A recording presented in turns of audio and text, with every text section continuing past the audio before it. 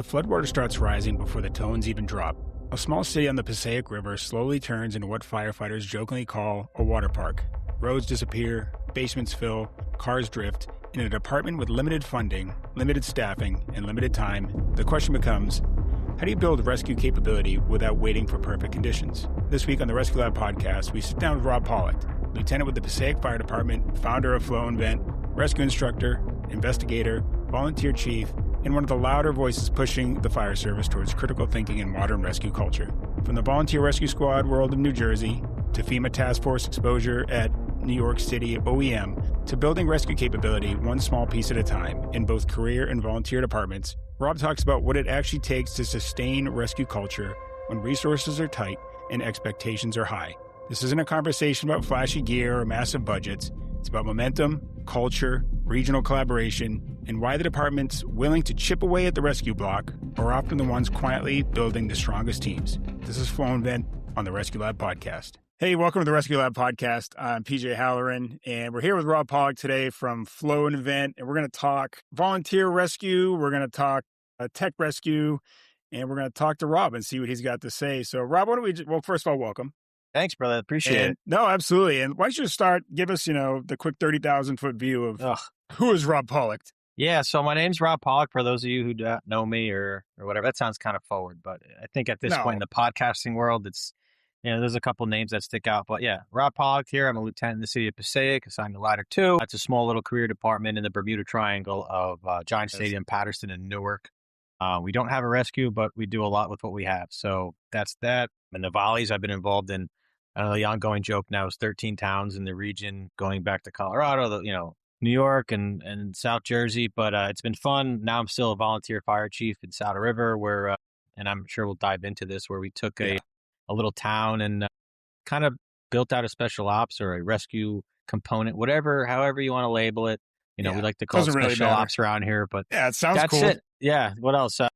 Got a couple of degrees, been around around the world now, I can say, teaching and doing fires and stuff, and, do a little work with all the magazines, primarily with Firehouse now, with involved in writing for them and sitting on one of the advisory boards. And you just published another article? Yeah, we had an article pop out, 2 days ago on thanks, brother, on search ops, kind of more of that techie rescue world approach for the fire service. Like, hey, you're just because you don't have USAR or UASI or some cool tech logo on your equipment or your department doesn't mean you're not doing 90% of the searches that, these teams do. So that dives into that. And, now kind of reflecting as things go on, it's kind of like, all right, we do a lot of the cool stuff. It's just not labeled that way. Yes. And I'm sure we'll dive into stuff, but that's me in a nutshell. I'm sure you can rip me apart.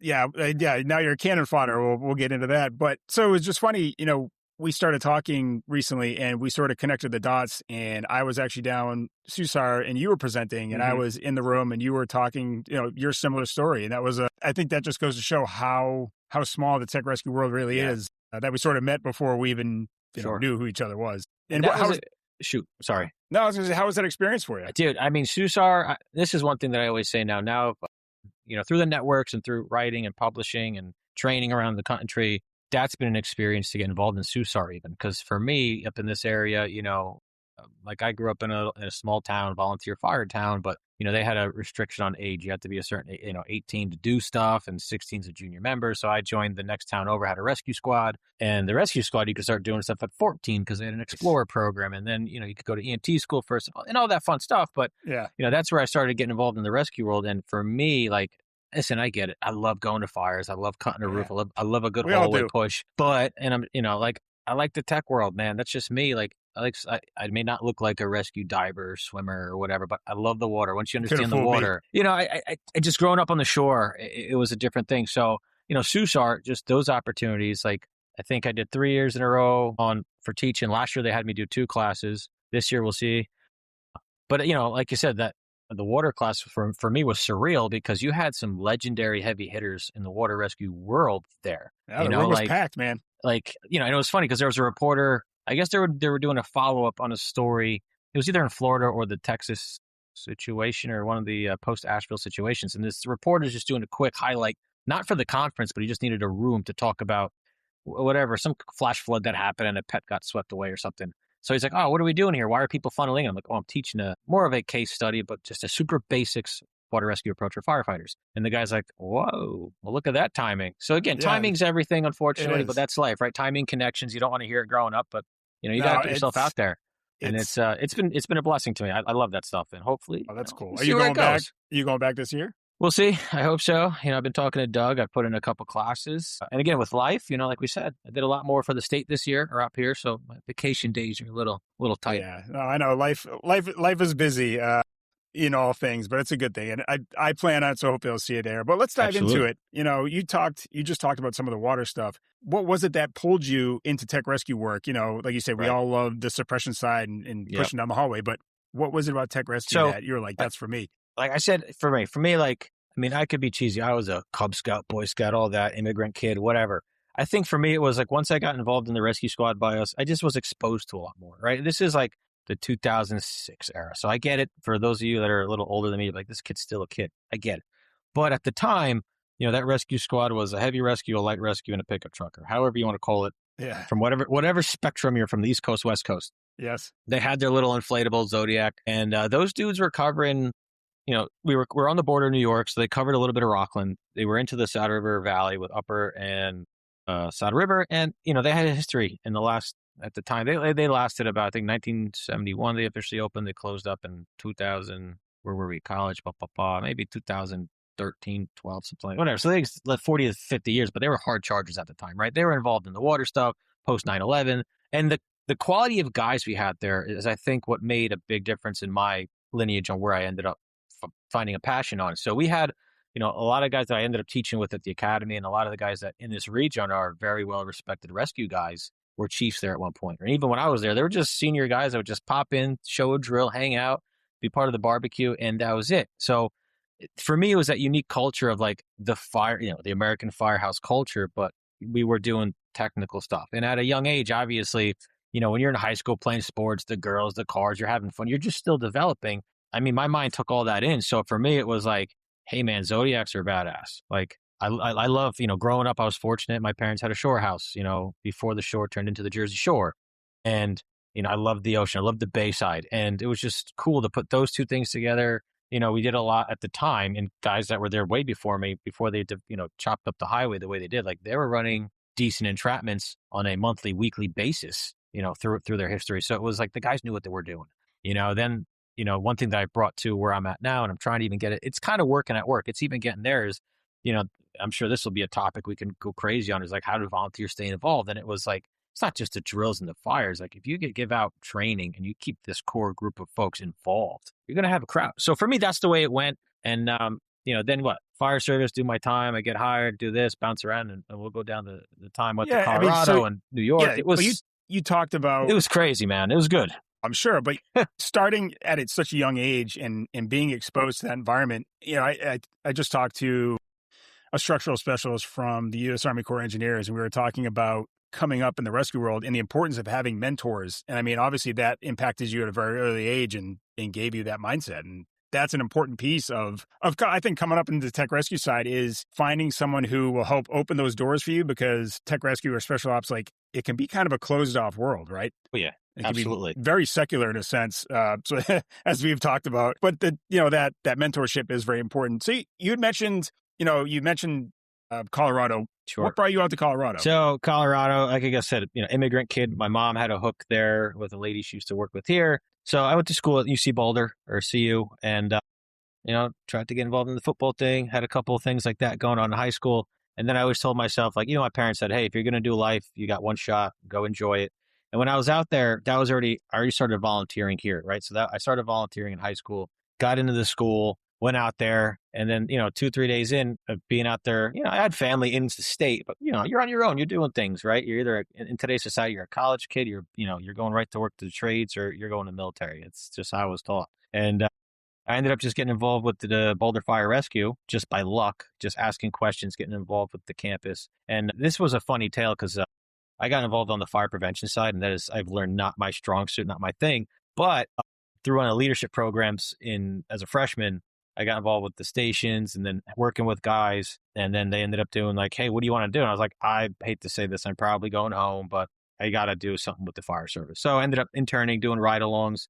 It was like, I don't even think they had interns at the time. It was just a hook that turned into a project for another program. Hey, that works. It was awesome because I was bouncing around stations, checking out. Like for them, for me, it was I knew New York, right? I didn't know anything. I knew what I saw. YouTube was fresh, so I still had DVDs, right? I had the the post 9/11 Brotherhood in Battle videos and DVDs. So for me, I grew up on watching the videos of like Rescue 1, Rescue 2, these badass guys. Then I get out there and I'm like, this is a whole different culture, right? They have a station with just an engine and a dive truck. I don't know what this is, So got involved, bounced around. That was pretty cool. Tried to like join the volleys out there, but knowing New Jersey, New York is totally different than anywhere else. Because out there, they're like, you got to be a medic or an EMTA, or are you even a diver already? So it was enough to hold me over in college while I was out there. And it was sick because even now I still talk to, for the Instagram folks, Jake Dickies, the Sons of Irons guy. He's a Boulder rural guy.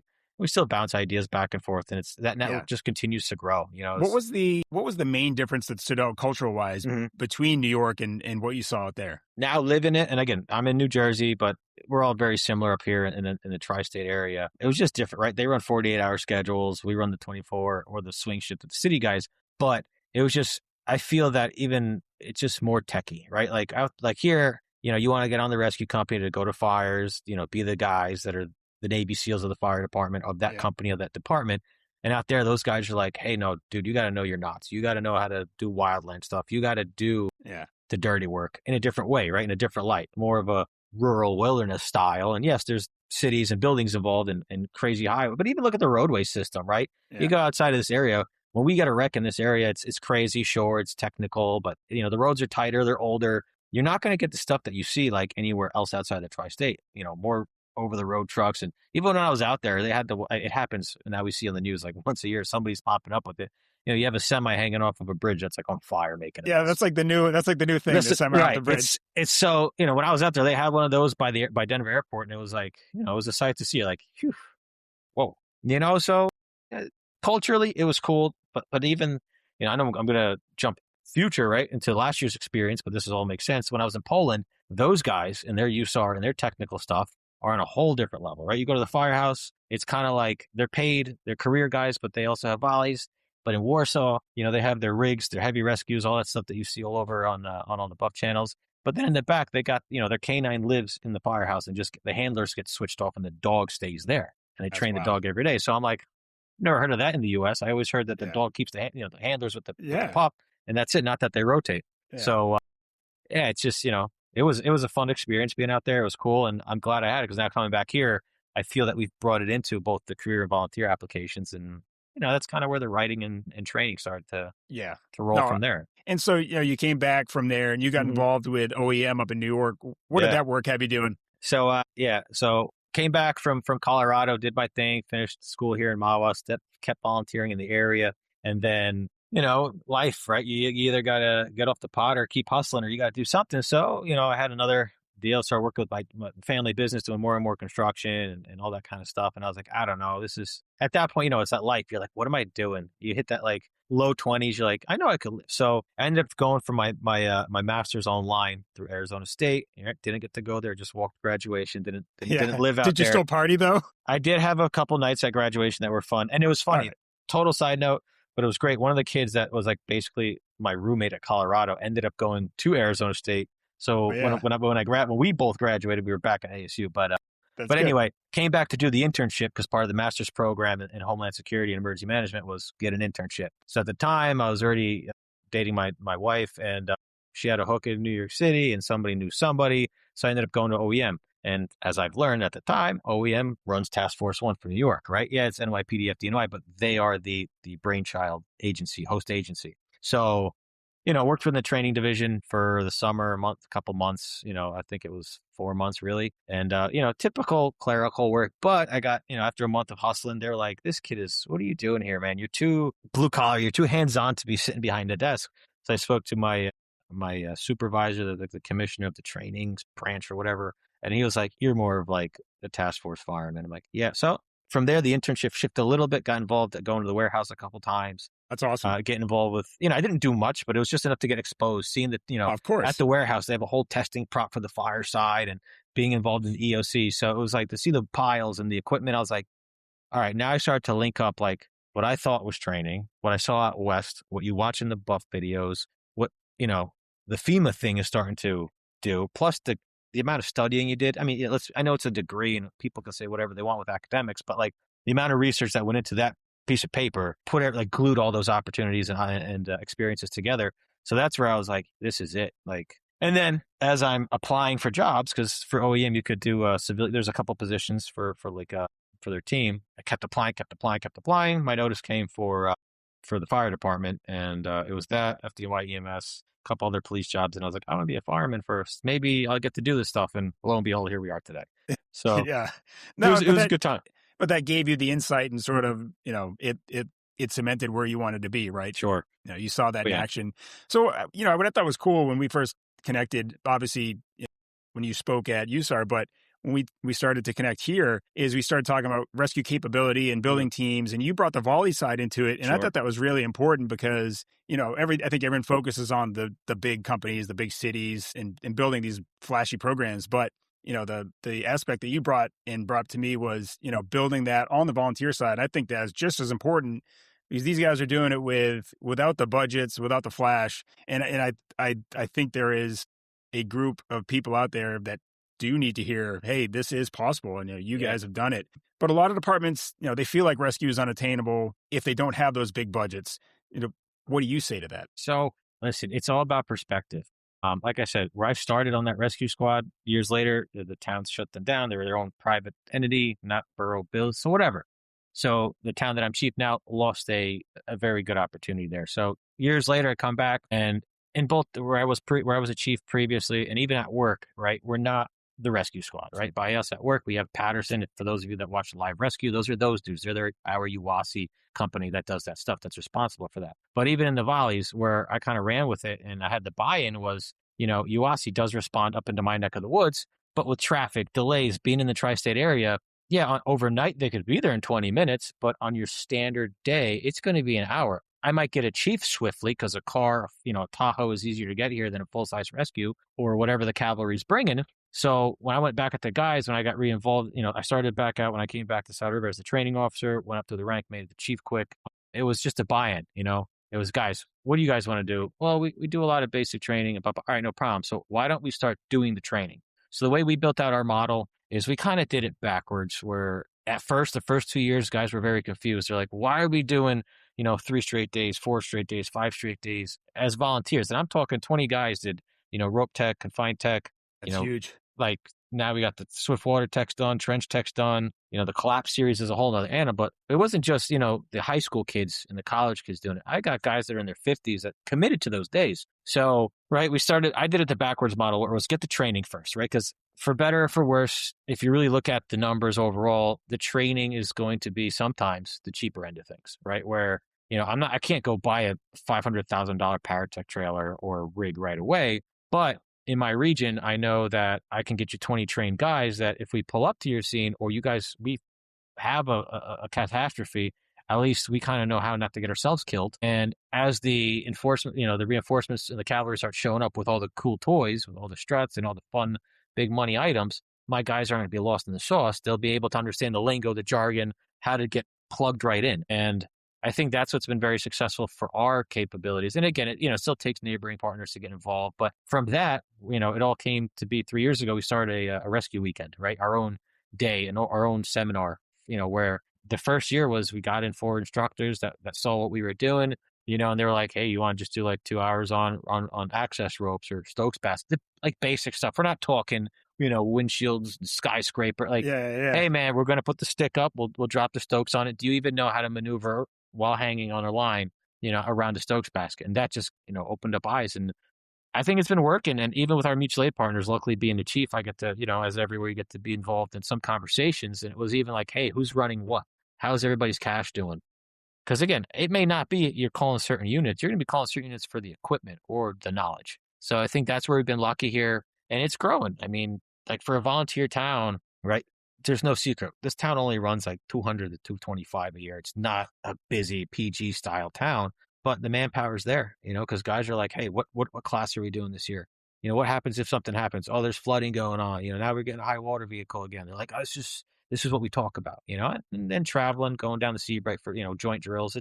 You just got to put yourself out there. And I think it works, but you got to have buy-in. And sometimes the hardest thing is getting that ball rolling. We talk about buy-in all the time, and people always ask, like, how do you get the buy-in? I feel like you just have to start. You just got to go. Yeah. What are you going to sit around wasting time, 2 years? Oh, we don't have the money. We don't have this. All right, well, one guy goes and does something on his own. Yeah. And then that was awesome. All right, maybe we'll fund it. Maybe I could send 5 guys next year. Maybe we could chop this up, So in that sense, you talked about being the chief, and I think administrative buy-in is huge. Obviously, you're in a great position where you can affect that.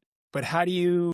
Let me tackle that. I hit that on the work side, right? At work. One of my retired battalions used to say, we're a dirty, snotty 4 and 2, right? 4 engines, 2 trucks, and a super battalion chief on duty, right? Our city is just over 3 square miles. There's a river that surrounds it like a peninsula.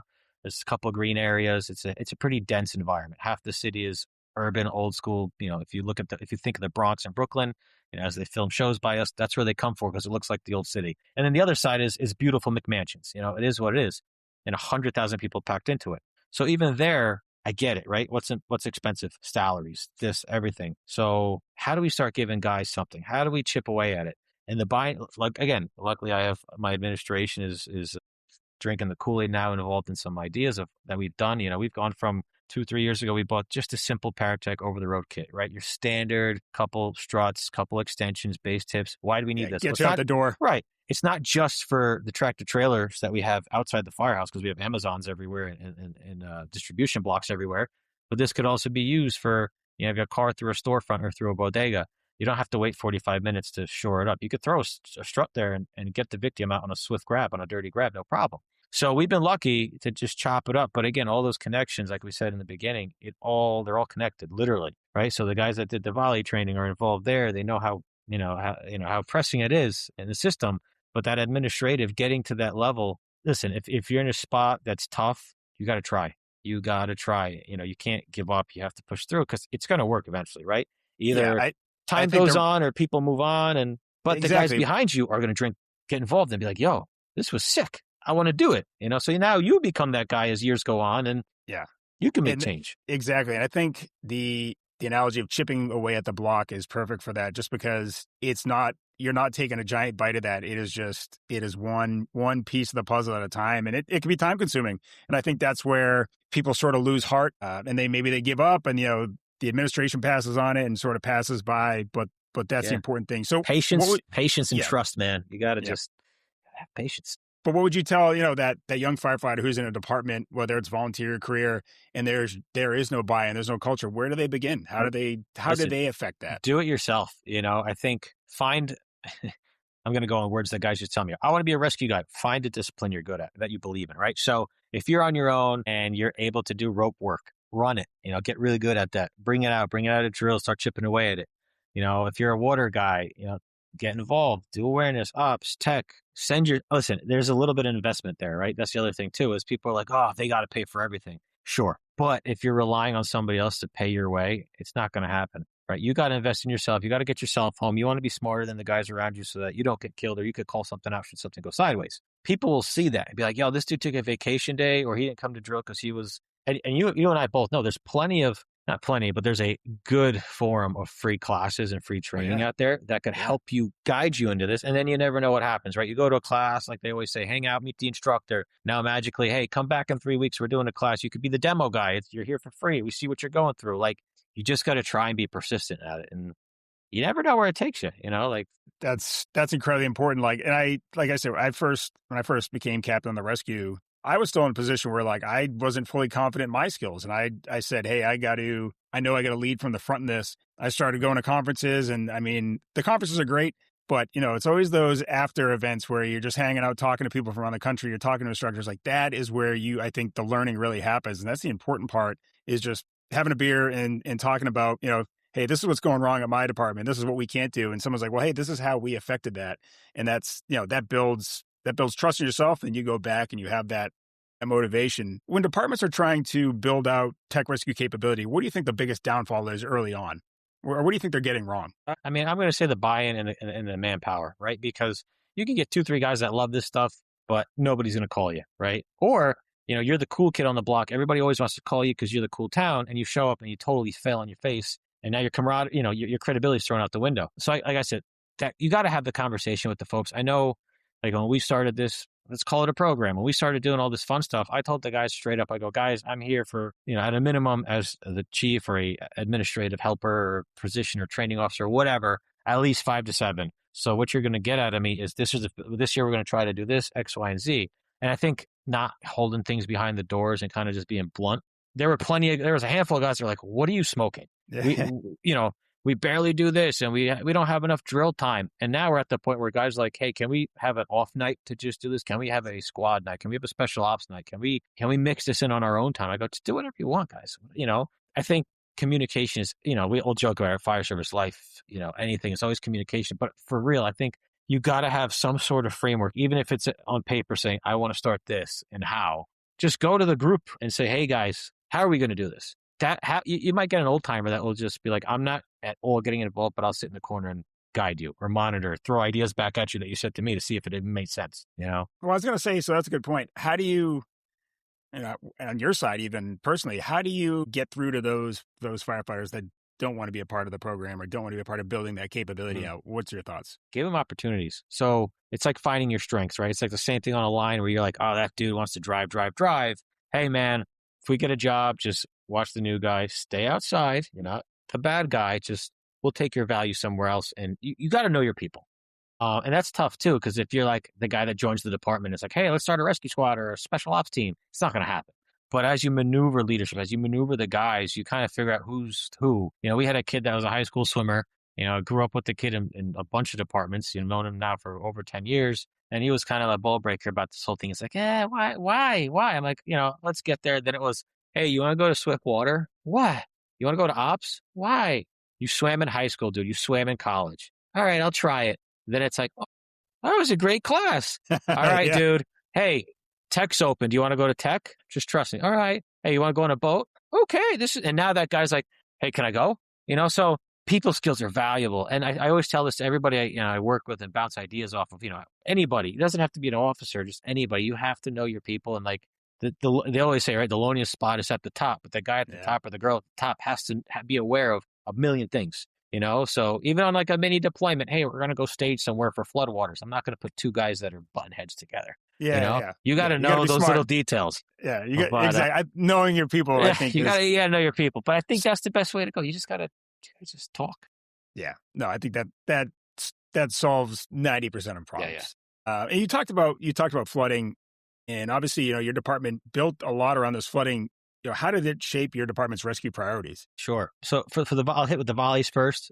For years we always had we have like a river. I call it more of a canal, knowing rivers that goes to the center of town, splits it. Whenever we get a solid rainstorm or like a mini, we call them microbursts around here, a little rain weather development, we flood out. Nobody gets to the firehouse. We got to come in from an extra 2 miles away to loop around. So even that was funny because when I came back, I was like, what are our capabilities? Oh, we have throw bags. Perfect. I'm like, that's a start, but what are you going to do? You've had a history. Decades ago, they had a police officer that got swept away and got carried maybe a mile downstream and got lucky that it got kind of pinned up somewhere else and they were able to rescue the guy decades ago. Right. So when we rebuilt it now it's like maybe we should be more on the defensive side. And, I always say it's like football, right? You're aggressively defensive, but offensive. You know how it is. So even with that stuff, so even at work, it was one of those like, work, if you Google Passaic, it's not fires that comes up, it's floodings and fatalities, unfortunately. And in my time, we had like 3, but really 2 big weather events that were, record breaking for us, right? We had a miracle in the city where a girl got pulled through a culvert, survived. And then a month later, we had a very similar situation where 2 kids unfortunately passed away. But that was just at one spot, not at 2 other spots in the city. So I think that's where we chipped away, and we are chipping away with it at work, is that, hey, we don't have to be the rescue 1, the rescue 2, like this badass, mustache, Diet Cokes and, Marlboro. Hey, there's nothing wrong with Diet Cokes. I mean, Marlboros and pizza guys, like, we're not like the bad, like we're good firemen, but maybe we should start to pick up the water stuff because, they always say, right, what's the best thing about the fire service? We're not, proactive or reactive, right? Take those reactive moments and really bloom on them. Hustle up. And that's what we've done. The guys went from 0 to hero in 3 years now, got into the water, ops, a couple techs, ice time. They're doing ice stuff. We're in the water now, third party training on the boats. Now we brought back a V-hull, a little, some guys will call it the mini patrol boat, the little, I think it's like a 16 or 18 footer with the prop on it. And listen, our river's tidal. So that's where people get crazy, where it's like, oh, you're just on this S bend. I go, yeah, but it's still tidal. So we go from, a 6-foot swell in 4 hours, man, sometimes, where guys just, now this is where this, this craft can go, where the flat bottom can go, that the jet drive can go. That's so important. just being good at that, for me is a huge success, where I know in my heart that I'm never going to have a heavy duty rescue truck staffed with a company, but I do know that. Do you need that? I would love to see that, but well, I know it's not going to happen, right? Everyone loves to see that, but I mean, but you can still build that capability. Correct. Yeah. We could build that out amongst the 6 companies, where it kind of takes on that West Coast or that South Country style, where it's not just the toolbox is here, it's the guys are sharp. I'd rather have guys, Bruce Senior, the guy from Chicago, the chief, totally blanking on the name, but he always had that, that quote on, I don't need 6 guys, I need 6 doctors and surgeons. Yeah, the rocket scientists. Yes. I need that immediately. I don't need 6 guys walking around in t-shirts. And I feel that's the same way here and that's kind of where I'm starting to lean with the second 2/3, second half of my career is, all right, it'd be cool to have a rescue, but if everybody can swim and everybody can deploy the boat and everybody knows how to read water, we're doing strides here. We're making huge progress. So, and it's the same goes for the volleys. If you can pull that off, it's a win. Be competent and confident in what you do. And no, I mean, I think you could have a rescue truck full of every tool, and we had that on our side, and that was where I sort of got my comeuppance on the rescue side is, we had this truck, we had all the tools, but the capability wasn't there. So, I mean, there's a trade-off somewhere. You can have one, but not have the other. And to have the people with the skills, I think is vastly more important. Yeah. What is you see a lot of flooding down there. What are some overlooked realities of urban flooding response or response to urban flooding? I'll be honest. I think everybody's pretty much unprepared for it. Right, because a lot of folks will go take like the New York facility. The facilities out in the Carolinas, both of them. Right, they have 2 now in North Carolina. Alabama's opening up one soon, and I'm sure there's a handful more out on the West Coast. Teeks has one. Those flood towns, those movie sets are vital. But again, how do you get there? And I think a lot of folks, and again, I'm not a big maritime guy. There's a lot of guys that are way better than me at this stuff.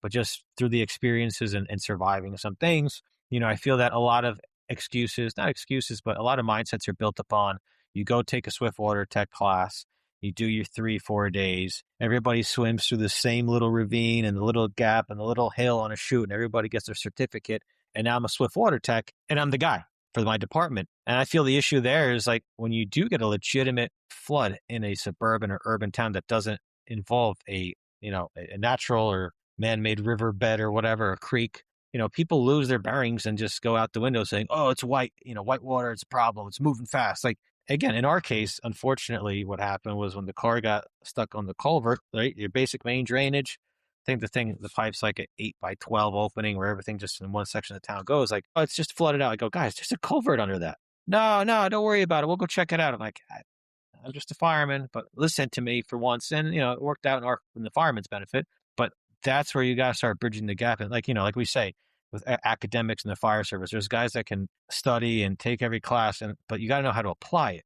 So I think that's one of the pitfalls in urban water that folks kind of don't look at. And again, you have to know your map. You have to be a realist about it.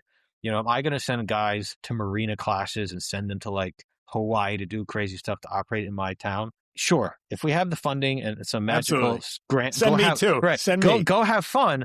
But the reality of it is like, maybe you'll learn an ounce of something there, but you're not going to do those operations where we are, right? Especially where we flood in the work scenario. If you're not by the riverbank, I mean, during Hurricane Ida, the river met the highway, and that's one day I'll go measure the grade. I'm sure there's a very smart. I remember the picture from the picture from your presentation. It was wild. It's bad, and like you go there a couple days later, like, and myself and the other captain will go there once in a while just to be like, the water rose like 16 feet from street level, and our street is already 30 feet from the river. So, Mother Nature can do some crazy stuff. You just got to know how to apply everything. Yeah. So, yeah. And you talk about the flooding, and you use the term water park. Mm-hmm. Operationally, as a department, how do you handle that when it comes in? Like, obviously you dealt with all this stuff. Like, have you learned from those past? Like, are you ready to take on the next event? Are you? Yeah, I think personally I have, and I think both the volunteers and the career world have.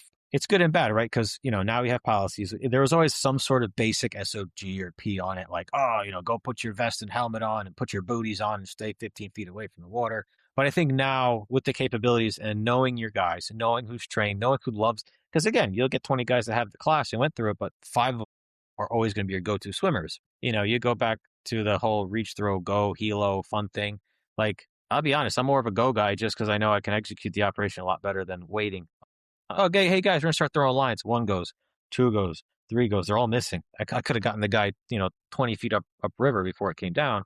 But volley-wise, I think we're doing good because, again, now we have buy-in. We know we set up, pre-plans on where the rig's going to go, who's going down. Even now at work, we're in the process of redeveloping the plan where, like I said, we only have 6 companies on duty on a good day, and 2 of those companies have to close down to go get the boats to launch them at different points. So even that's a win because now a confirmed or a witnessed drowning or a fallen body in the water is now basically a second alarm response where all of our companies go into the water, and now we know that the east side boat is going through the high drop, the west side boat's going to the low drop. We can control the river from both angles. The other companies are going to be spotters on the river. Maybe the truck goes down as a downstream safety setup. It works, but again, practicing is good until what happens on the streets, right? Now you have 3 blocks closed off. The mains are going. So I think we're definitely light years ahead of where we were a couple of years ago, but you can always get better. You can always get better. So of course. Switching back to the volley side, a lot of volunteer departments struggle with training, retention. How do you keep that momentum alive? Just in general, not even on the tech rescue side. Yeah. I mean, dude, it's been a medical mystery. That's the weirdest way. It's just been a miracle, honestly, because there's some nights where I'm like, damn, there's 3 guys here, but I think it does come down to credibility and leadership of everybody involved, because again, we all know we all have characters in our firehouses or our squads or whatever you're part of.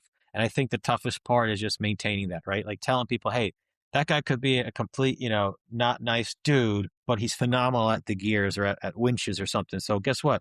That's all he's responsible for. So let him run. Don't shun the guy away, And I think keeping that open door, you can hear all your all your typical civil service or personnel answers are out there. They work. You just got to know how to execute it. And you got to be a people person. And I think as you move up the leadership, even if you're the training officer, even if you're the guy in class or just the guy or girl at drill, just have an open mind because, there's different models. Like we're very fortunate by us where we have a slight stipend that helps monthly. Plus the drills are kind of fun. But before we got to our level now, it was, we chopped it up. It was, a meeting night one night, an engine drill, a truck drill, and a rescue drill. We chopped it up to try to keep guys involved. But what do we see there? I'm only coming out on the last Tuesday. Why? Because I just wanted to rescue shit. Okay, cool. But you still have to do fireman stuff here, Yeah, that's the whole job. It still says fire department on it. But again, it's you got to chip away at it and keep it all. It comes down to communication. And we do that here too, is at the beginning of the year and quarterly, we'll have like a powwow, like something in the career side. We kind of have that every day. Hey guys, this is what we're doing, blah, blah, blah. In the volleys, we kind of started doing that at our meetings. Like, hey guys, is everybody cool? What's going on? This is the direction for this month or next month. There's going to be changes. We know that's going to happen. But if you're not going to be here, just be honest. Tell us you're not going to be here and we're not going to wait for you. And that's gone light years ahead too to help out situations of distress, right? Because you'll have officers and senior guys. They're like, well, if I'm here for 48 years and this kid doesn't want to show up, but he gets all the gear. All right, I totally understand it. It's a constant dance. Everybody's going through it. That's its own animal. It is. And I think that goes back to the communication part and just keeping your thumb on, the vibe of the vibe of the department and knowing your people. And we talked about the big tough rescue guys and the pride that goes into that. Do you think that pride on the volley side or not even the buy-in, but the ownership means almost more? I think so. I think that's where I found ourselves in a unique crossroad now where, we're at a point now where guys are like, all right, we went through all the training. When's the equipment coming in? Now you want me to do an 80-hour collapse class in the next 2 years. What are you, crazy? Like we still haven't been called to a tech job or whatever. I go, yeah, you're absolutely right. But you also have 4 more certificates that we're still training on and keeping up to par on. It's like, oh, I didn't think of that. I go, right. These skills that we're doing, and this might go back to the last question as well, is these skills that we've done the way we built out the class organization, like you're going to do a lot of this stuff on the fire ground, right? So it's not just, oh, I wasted 4 days. It was, oh, you did rope work. Well, now you're doing a basic Stokes basket lower and you're like, oh, wait, I know a couple, nuggets that could help us. It's not a tech job. Some people, it's just a basic remove the injured worker off the roof and slide them down the rails or something, or the rungs or something. Yeah. But Throw now some the ropes guys on there. Right. That's it. Make it different. Don't get crazy. So I think that's been a home run with it. The pride thing, I'm very big on that. Like, I don't come around like, hey, I'm a New York Yankee or something, but I tell the guys, like, and I do see it with the folks, even going last night to this fire, like, we went to the fire, we went to set up, and they're like, hey, can you please flow? We want you to set this. And the house was 3/4 of the way burnt through, unfortunately. So we had just a garage to really worry about. But it was like, hey, stick the roof. I go, all right, well, if we stick it our way, we're going to get up there. We're going to knock out a gable vent or whatever, make our own gable vent. We'll put the ladder pipe through it. Sure. And then it was like, what are you guys doing on the roof? I go, that's how we do things. That's how our culture and our department and our company has developed. So I think on the same side of rescue stuff, whenever there's a water job around here, I actually love seeing this now. Like, whenever something does happen within the 3 counties in the state we're on, I'll get a text from 3 guys like, hey, dude, we going? Do we have a shot? Did you see this yet? Listen, I know we're not going, but that drive, that burst they got, they're like, oh. I'm like, hey, just watch it, research it. Like, bring it back next drill. Bring it, put it in the chat. Learn, tell the guys what's going on. Keep them aware. I think, that's got some positive to it. I think that speaks to, like, that's exactly why I started this podcast, is like, there's people out there that, they might go their whole career and not be part of that big tech rescue, but like the ability to watch others go through it, hear their stories, like there is something of value to that, and to sort of sustain you in your journey as you keep trying to take all these classes, keep training, trying to get better. You just mentioned the surrounding communities. How important do you think regional collaboration is with in tech rescue? 100%. You need to have it. I know, like, keep it as simple, right? Interoperability. And I'm not going to go into a radio discussion, but just struts, right? So if you have, if you want to go junkyard dog versus a paratech versus a rescue jack versus a whoever, the new stuff's coming out now. I know at the end of the day, they're all interchangeable somehow. But, having those and that's what was crazy in the last couple of years, was having those conversations where guys would go to a meeting and be like, I don't like this guy. I don't like that guy. I'd be like, what kind of struts do you guys run? They're like, what do you mean? I go, I'll be honest. If I have some because for years, this strip of 17 from the Paramus border to New York up in the Mawa was known as they always said it was one of the deadliest strips, for decades. Like, if we need help, I don't need the manpower. I need your equipment. I need to strut things. I need to stabilize things. So if I call you though, and you don't have a certain brand, do you know how to jump in here to see what I'm capturing, what I'm doing, how to just learn the lingo? And I think that's where we've been pretty lucky so far. Again, it helps kind of knowing everybody around you and growing up with everybody and being a member of half the departments. But, I think that was the biggest thing that's been positive. And now we're learning that as well at work, though, on the water rescue side, where, yes, we know that boats and crafts and training costs money. So I feel like we're becoming the front runner of, water rescue. I'm not saying swift water rescue, but river rescue. Let's stick with that, where folks up and down from the falls down to us are like, hey, would you be willing to come out if we have anybody? And I get it. It's a strain on the system and your own town, but you train to that capability. You have the equipment, right? The same stuff that I just talked about in the volleys. The guys just put all these extra days in to get these classes, and now they get to go on the boat and downstream into another county or town to be like, there's a payoff in that. Correct. So, we kept talking about communication and buy-in. And I think at the end of the day, when you have everybody around you going, all right, you guys are crazy and you still suck at something, but you got something going. All right, I'll take that. That's a win, 100%. Yeah, you gotta those small wins have to pay out. And I think that's important. And also I think on the building side, working in collaboration with other parties in the region helps build your own capability. I mean, and that's what was great about our rescue weekend when we run this thing. Normally it's in May. This year it'll be in October. That's what's awesome about it, because it's the initial concept was just for the Saddle River guys to have a standalone guys, like almost like an in-service guys. Whatever we want to go over. We'll bring in some guys to help us lead things, so we don't have to lead it. I could be on an evolution. And now it turned into, the first year was, because we're part of 2 mutual aid groups, which made it a little tougher on student count, but it was like, hey, let's invite 1 extra person from every town of all the extra 22 towns that just show up. So now you have our 30 to 40 plus those 22. And then one thing I do when I set it up is I chop up the groups. Yeah, it's old school. Everyone hates that. Right, it's like pick up a stick in hockey when you're on the pond. And it was the same here. I'd be like, all right, you're working with this guy, with this guy, with this guy. And they're like, what do you mean? I go, well, for some crazy catastrophic reason, I'm on the Parkway in Paramus with my rescue. I want to know your face. I don't need to know you. I don't need to know your equipment. But at least to be like, hey, that's the dude from that weekend. Yeah. All right, come on. I saw you know how to do something. Yeah. So I think, you have to have that kind of, and it could be as simple as you go to a meeting and just say, hey, dudes, we're doing this kind of stuff. If anybody's interested, shoot me a text, come visit us on our drill night. We don't have to make this a next level thing, but you never know. And you'll be surprised how many people might be like, what are you guys doing? Can I come check it? Yeah. It's going to happen. Somebody will be interested. Absolutely. That's important. We'll switch gears here. Let's talk Flow and Vent. Tell me about that. Where'd that come from? Where's that at? The animal of Flow and Vent. So going back to the volunteer high school days, and I still volunteer obviously, but that was just a bitching fest of us younger kids that were 16, 17, 18, not understanding the fire service, creating a Facebook page to literally vent about ideas and post the drills we were doing. But like we just mentioned, it started out as just like a bitch fest, and then it turned into, hey, my buddies from here, other guys started to see we weren't that crazy. Hey, can these guys come drill with us? Can we start a Pro B drill? Can we do a junior drill? And it all kind of built from there. Then we went to, I went to college. It kind of had a year of not much. Cause again, that was the start of social media. That was the start of WordPress. And the website, I left it ancient original. Cause I don't know if I'm too lazy to blow up a website and make it the next level, or just nostalgia of seeing like how bad it started. Yeah. But, there's a bunch of us involved. Like I always say in the beginning, it was Pete and I. Pete's down in Maryland. And then, Mike, Chad, Matt jumped in. If you listen to any of the older episodes, we do have a bunch in the queue. It's just life right now with all of us. Mikey's the boisterous Italian New York voice that loves to rip me apart. Mikey's, it's great. It works. But the podcast has been fun. And again, that just opened up the opportunities, though, to everything else, from the reading, the writing, editing textbooks. If you really don't like me, open up some of your textbooks and you might see my name on the inside of them, right? I never thought I'd be doing that, right? I was a kid that was failing high school English. And then, look at me now. And look at me, and I could put a couple words together. But again, to go to different stages, like for me, yes, FDIC, Firehouse Expo, these are big conferences. But for me personally, like SUSAR is my jam, right? Because especially, I'll just jump back to what you said with the how this was all based off of Flow and Vent. These little complaints, these little bitch fests, these podcasts, these ideas, these conversations.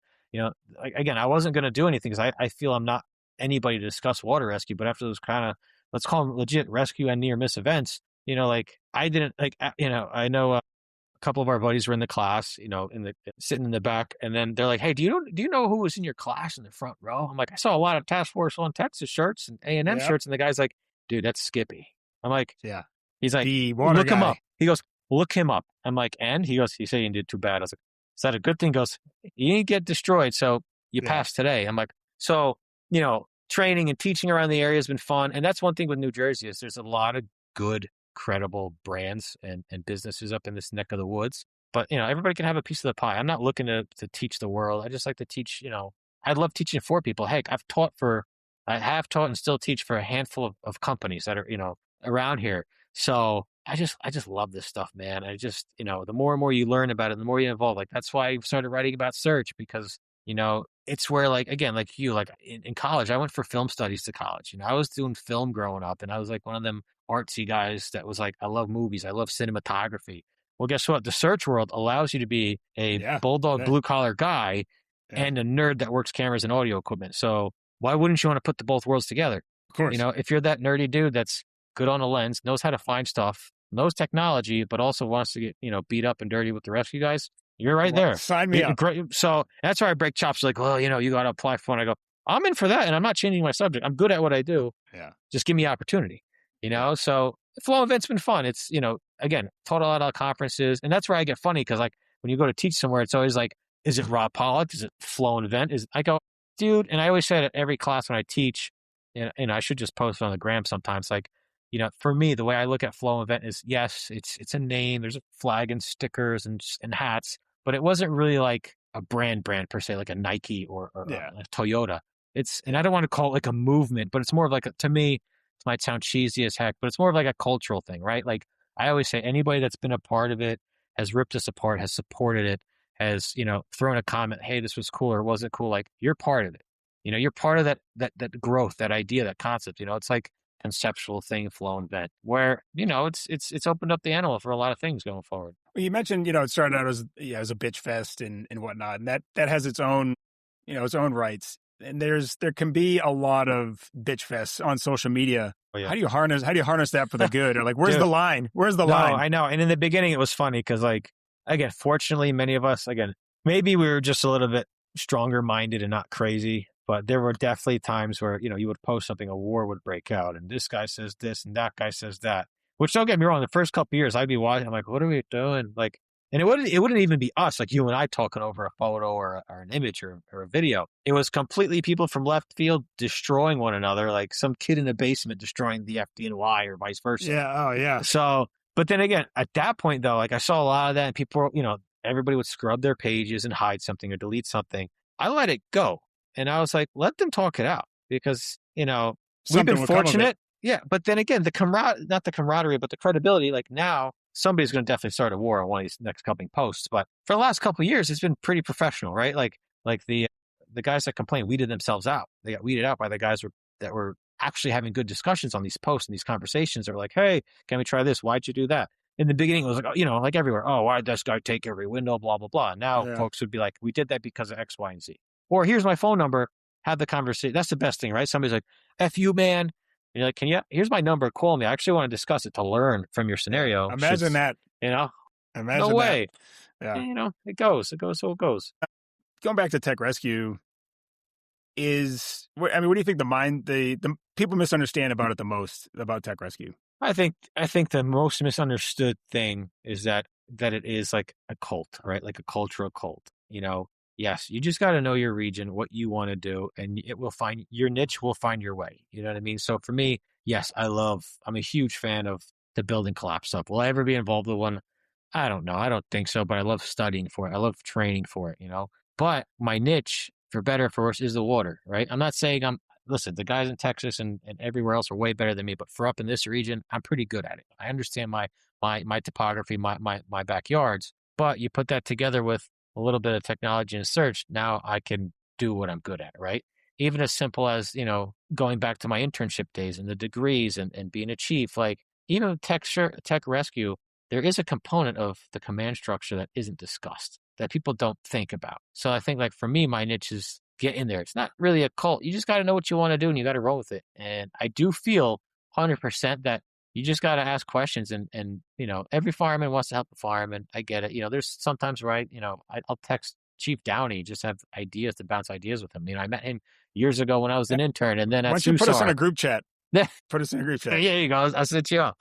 But sometimes you just got to bounce ideas. My buddy Matt over the border is in New York. He's a squad guy and a task force guy for New York. Same thing. He's been helping me with the test process and studying and ideas and articles. Like, he's just a guy in the background though, because he's like, dude, just do you, man. I'm just here to help out. But the culture there is right. It's just like a firehouse, like anything in life. I feel there's a lot of good dudes. You just got to get involved and ask questions, and you got to be hungry, because guys will see. If you want to be part of this, as in anything, doors will open. And I think that is just putting yourself out there. That was something that I had to do, obviously to get into this, whatever it is I'm doing. But it was like, hey, I'm going to take that step out and see what happens. And, that journey so far has been better than I had expected. And just meeting the people that I have met and having those conversations. And it's been life-changing, but it ingrains you even more into that culture, which is great. Training wise for tech rescue, do you think departments overcomplicate it? Yeah, 100%. We could go down a huge rabbit hole of training, right? Why do certain companies charge an arm and a leg and like your entire mortgage and pension for a class? And that's, you get a sticker at the end though. You get a sticker. It's great. Yeah, but now you're, cool. Now you're living out of a shoebox. But I think there is a lot of overapplication, and I think that's why, again, for work, right? My work access, I don't have 90% of what folks have for rescue. I have to bring stuff from the volleys or stuff that I bought myself to teach my guys at work.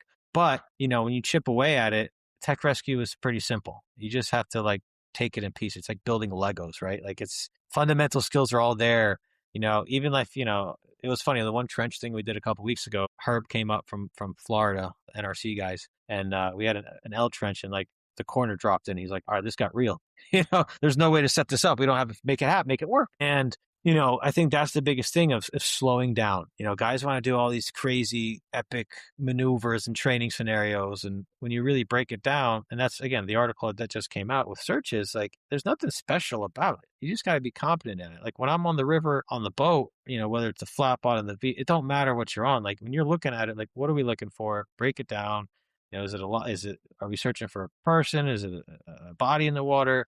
Was it a witness? use your brain, break it down, right? You don't have to get that crazy. Common sense is not so common in 2026. Yeah. If you have that superpower, you're ahead of everybody. So, and that's, one thing that hopefully, the tri-state area, New Jersey, New York, start to like kind of harness in is, you go to New York Tech Conference, you go south, you go out west, like a lot of these technical, even Maryland is, a leader in this. A lot of the tech classes are state-based. I'm not saying everything should be state-based, but the opportunity for the fundamental skills should be somewhere there. And then as you want to progress, you go wherever you want. But, that's one thing that's a little difficult in our area where, again, that buy-in that we talked about a while ago is tough to get guys to stay motivated. Because, again, from a departmental standpoint, my training budget's only $10,000 a year. That's a lot for some places. Yeah.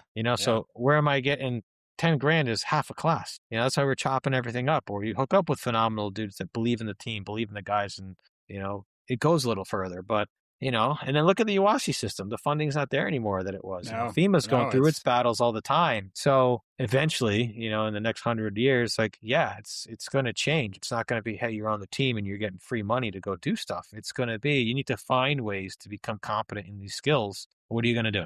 Yeah, it's funny. The UASI side, we're UASI in the Metro Boston region, and back in the day, it was just a free for all of money. Mm-hmm. And I talk about that in my talk is that's great. And when that windfall comes in, but how do you prepare for the time that money is not there? Because now you have no skills to look around and get that money. And we ran into a small problem with a search camera.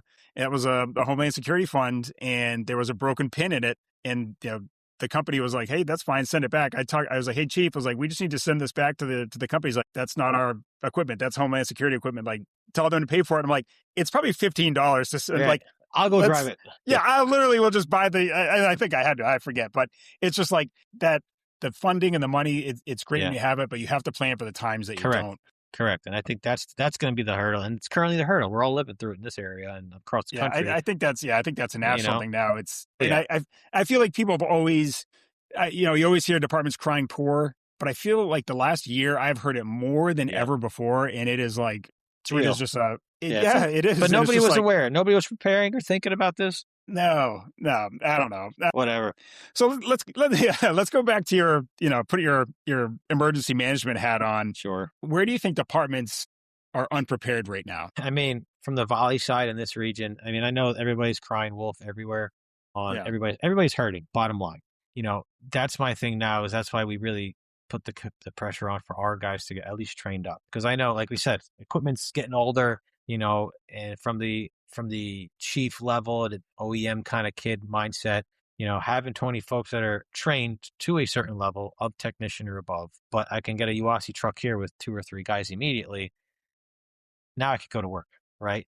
Being unprepared is everywhere. You could say it's the manpower issue. It's the apparatus falling apart. You could say the equipment's falling apart. Everything's true. We all know, we're all living through it right now. But I think from a bigger standpoint, and I feel that we in this region are a little slower to this, at least up North Jersey.